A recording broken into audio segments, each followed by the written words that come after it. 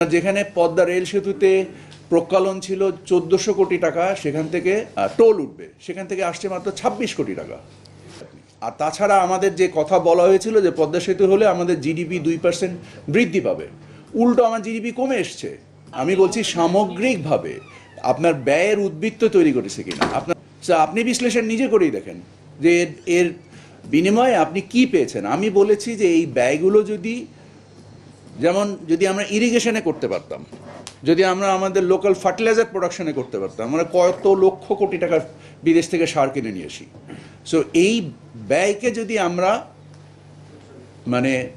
প্রয়োজন অনুযায়ী আমাদের কস্ট অফসেট বা আমাদের ব্যয়ের উদ্বৃত্ত তৈরি করার জন্য আমরা বিনিয়োগ করতে পারতাম, তাহলে অবশ্যই আমাদের সক্ষমতা বাড়তো এবং আমাদের জাতীয় সক্ষমতার সাথে সাথে আমাদের লোন কমতো এবং লোন পরিশোধের সক্ষমতাও বাড়তো। আপনারা নিশ্চয়ই জানেন যে 2008 সালে যখন শেখ হাসিনা ক্ষমতা আয়িত হন, তখন আমাদের আন্তর্জাতিক দেনা ছিল 2 লক্ষ কোটি টাকা।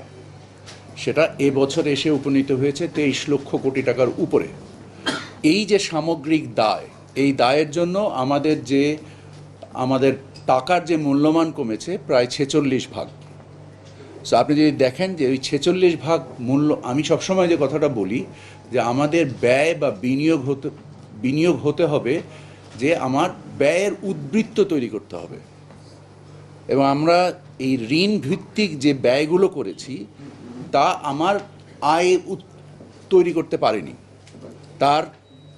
তার ফলে আমার টাকার অবমূল্যায়ন হয়েছে এবং আমার বিভিন্ন রকমের দীর্ঘমেয়াদী দায় তৈরি হয়েছে, যে কারণে আমাদেরকে IMF-এর কাছ থেকেও অর্থ সাহায্য নিতে হয়েছে, লোন নিতে হয়েছে, সাহায্য তারা লোন নিতে হয়েছে। আপনারা জানেন যে বিগত আওয়ামী সরকারই প্রায় $4 বিলিয়ন যে একটা অর্থ সাহায্য বা অর্থ লোনের যে প্রচেষ্টা চালিয়েছিল, এই সামগ্রিকতার বিচারে শুধু যে পদ্মা সেতু তা না, এটা কর্ণফুলী টানেলও, এটা পদ্মা ব্রিজের যে রেল সেতু লাগানো হয়েছে, যে পায়রা বন্দর করা হয়েছে, যে জায়গায় মাত্র 4 মিটার ড্রাফট, ওইটা কি পোর্ট না ঘাট, এটাও একটা চিন্তার বিষয়।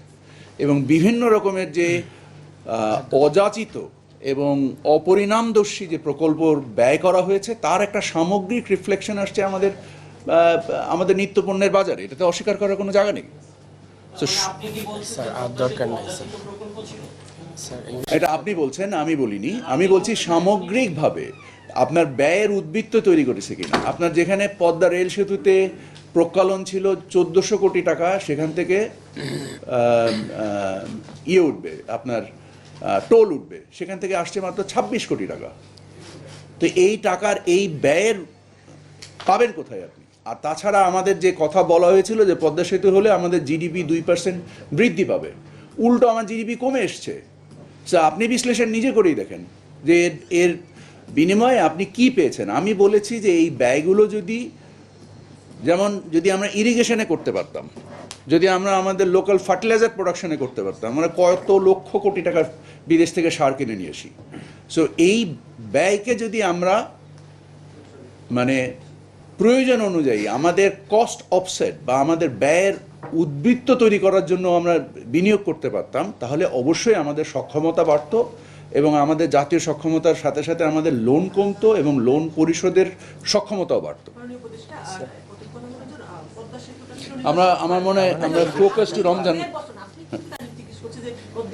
তাহলে আপনার সরকার বা আপনি যে মন্ত্রণালয়ে ছিলেন, আপনাদের উদ্যোগগুলো, আপনি তো শেষ সময়ে সেটা বললেন, 1.5 বছরে আপনার উদ্যোগ এখান থেকে বের হওয়ার জন্য নিশ্চয়ই ছিল, সেটা যদি আবার অবশ্যই ছিল। আমরা আমাদের বিভিন্ন মন্ত্রণালয়ে শত শত হাজার হাজার কোটি টাকার প্রকল্প বাতিল করেছি, যেখানে ব্যয় সাশ্রয় সম্ভব ছিল। আজকেও একদিকে পাট মন্ত্রণালয়ের একটা প্রকল্প গিয়েছে ফোর্থ টাইম এক্সটেনশন করে, কিন্তু এই ফোর্থ টাইম এক্সটেনশন হয়েছে কিন্তু কস্ট কমেছে।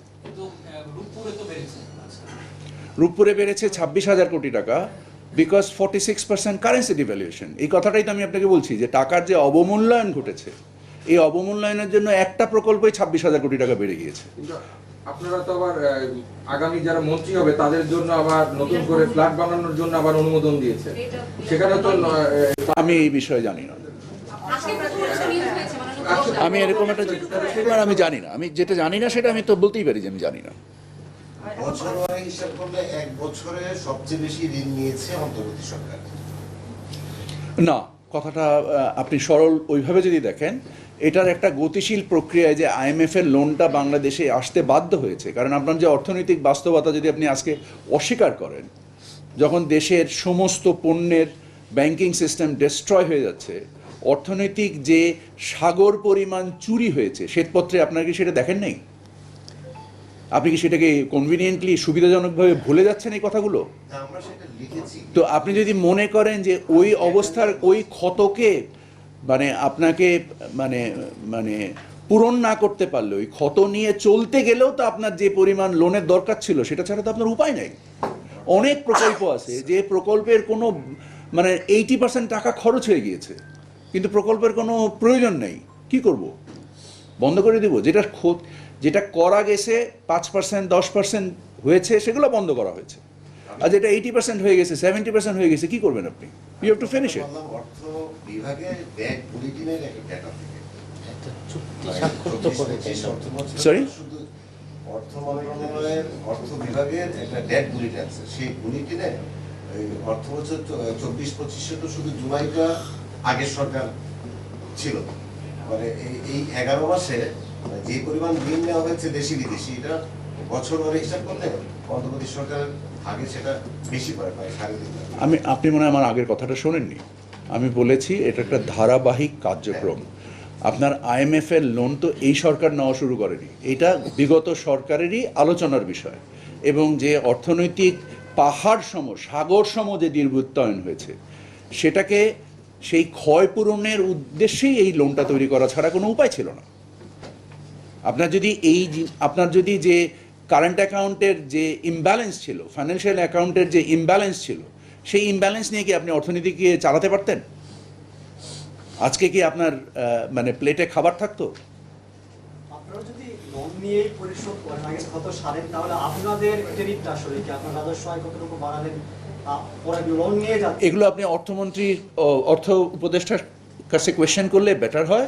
আমি আপনাকে সামগ্রিক দৃষ্টিতে বলছি। স্যার, আমার মনে হয় আজকে আপনার আমরা পদ্মা ব্রিজ নিয়ে স্যার, হ্যাঁ, স্যার আমি একটু সবিনয় বলতে চাই। আমার মনে হয় এখন আমরা আমাদের আবার উদ্দেশ্য যদি রমজান হয়, তাহলে রমজানে দ্রব্যমূল্য, নিত্যপণ্যের মূল্য নিয়ে আমাদের প্রশ্নগুলোকে করি। ম্যাক্রো ইকোনমি মনে হয় আর কোনো প্রশ্ন না করাই ভালো হবে। সেটা হচ্ছে, আমার নাম রিফায়েত, আমি ডেইলি স্টারে কাজ করি। সেটা হচ্ছে প্রত্যেক রোজার আগে কয়েকটা প্রোডাক্টের দাম বেড়ে যায়, মানে তারা আর্টিফিশিয়ালি এটা বাড়ায়। এক্সকিউজ দেখায় হচ্ছে যে ডলারের শর্টেজ, মেশিনারি নষ্ট, সাপ্লাইয়ের সমস্যা, মিলাররা দিতে চায় না, এই ধরনের এক্সকিউজ থাকে।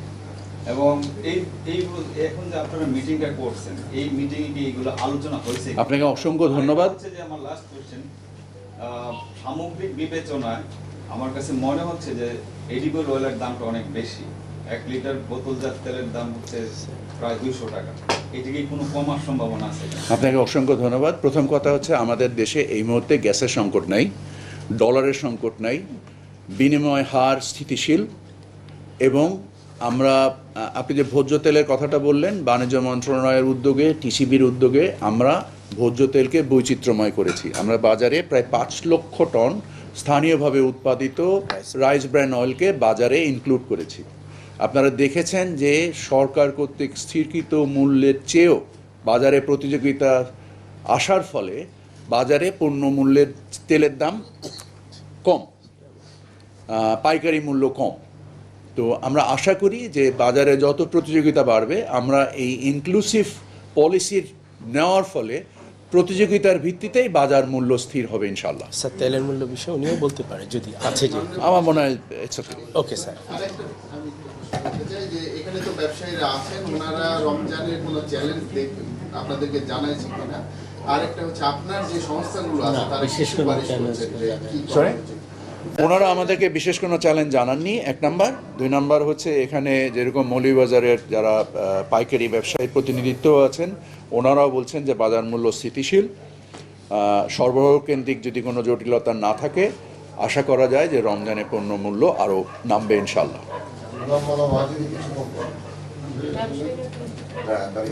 যেটুকু আলোচনা হয়েছে এর বাইরে আপনার কিছু বলার আছে? না না, আপনি তো স্যার তো বললো, উনিও এটা ভ্যালিডেট করেছেন যে সহনীয় থাকবে। উপদেষ্টা একটা বিষয় আমরা গত 13-14 বছর সচিবালয়ে কাজ করি, প্রতি বছরই রোজার আগে একটা মিটিং হয় এবং বলা হয় যে দ্রব্যমূল্য বাড়বে না, রোজার নিত্য প্রয়োজনীয় যে জিনিসগুলোর দাম বাড়বে না। এবারও ঠিক একই আশ্বাস আপনার মাধ্যমে আমরা পাচ্ছি, যদি বাড়ে তখন সরকার আসলে কি করবে সেই মেসেজটা দিয়েছে। মানে ফিউচার ফিয়ার মঙ্গারিং বা ভবিষ্যৎ ভীতি প্রদর্শন নিয়ে আমার কোনো বক্তব্য নাই। আমরা স্থিতি নিতে পারি, আমরা ট্রানজ্যাকশন ডাইনামিক্স মনিটর করতে পারি এবং তার উপরে ভিত্তি করে আমরা সিদ্ধান্ত নিতে পারি। আমরা মনে করি বাজারের যে স্থিতি এবং যে ট্রানজ্যাকশন ডাইনামিক্স, এর ফলে বাজারে পণ্য মূল্য বৃদ্ধির কোনো কারণ নাই।